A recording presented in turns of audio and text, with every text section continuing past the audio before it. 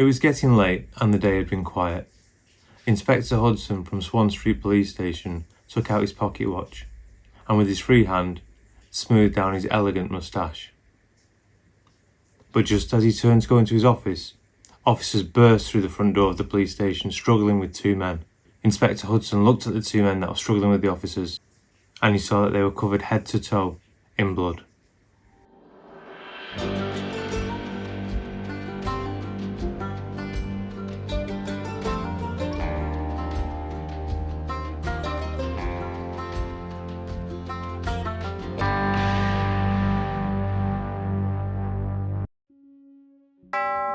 The clock chimed midnight on the 31st of January 1869.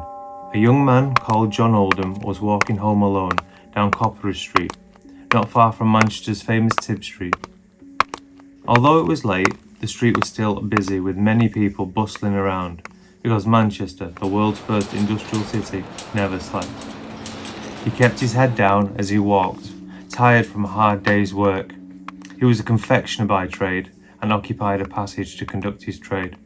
However, things had been difficult lately, which had been causing him stress.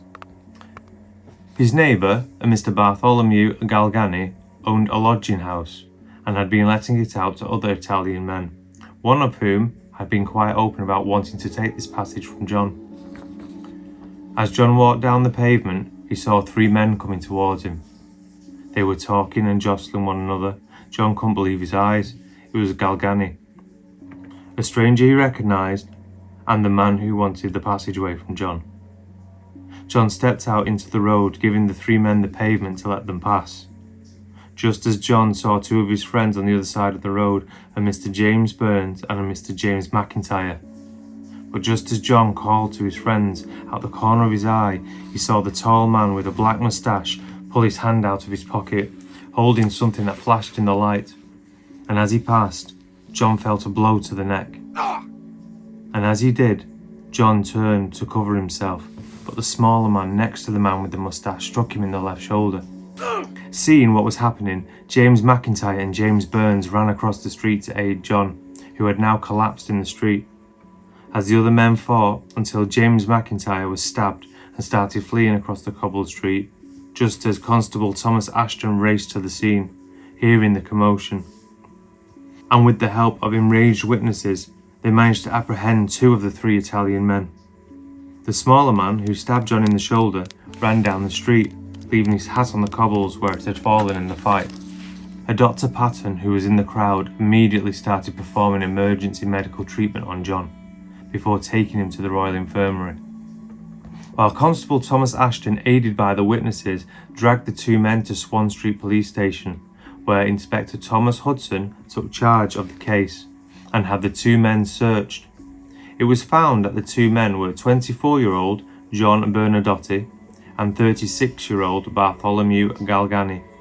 They were both covered in blood and they were both found to be carrying knives.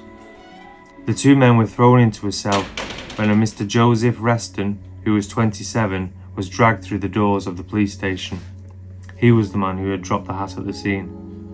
Inspector Hudson started to make his way over when a sergeant intercepted him and in a low voice, just so the inspector could hear him, informed him that John Oldham is mortally wounded and it was unknown if he would survive the night.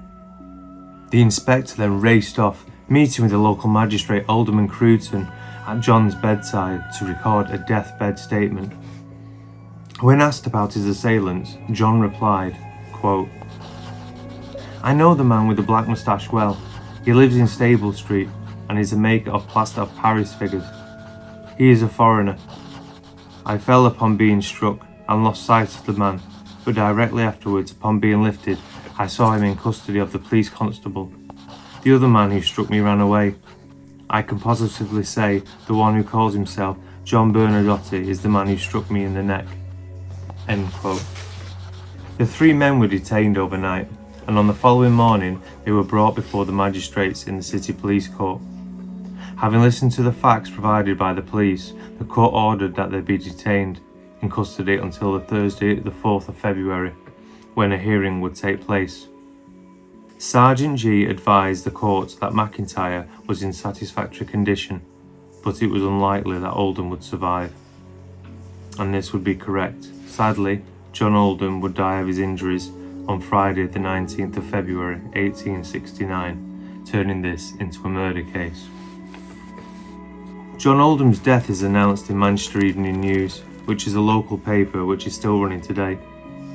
And the inquest on John Oldham's stabbing opened on the Saturday of 20th of February, but had to be adjourned so that a post-mortem could be performed by Mr. T.H. Pinder of the infirmary. On the completion of the post-mortem, the inquest resumed, starting on Saturday the 6th of March. Dr. Pinder described the deceased's wounds to the coroner and the jury, stating that Oldham was a healthy man, and the wound on the left side of his neck was the cause of his death, as it had cut the carotid artery, resulting in exhaustion consequent on repeated bleeding. However, with the case being printed in the papers, the public became caught up in the trial, which led to the trial being paused again to resume on the 13th of March, before the judge, Mr. Justice Brett at Manchester Assizes, who had ordered a different jury than that of the one in the coroner's court, in an attempt to ensure a fair trial. He swapped half the jury members that were selected with foreigners that were living in Manchester. All three men pleaded not guilty, but with witnesses on the busy street, the deathbed statement, which have always been of huge importance in British law, and it certainly proved to be so in this case. And added to this the remark from Inspector Hudson, who when later giving evidence in court, would describe the men as appearing as though, quote, they had just been killing pigs, made this case pretty damning for the accused. However, their lawyer, Mr. Torr, tried everything he could.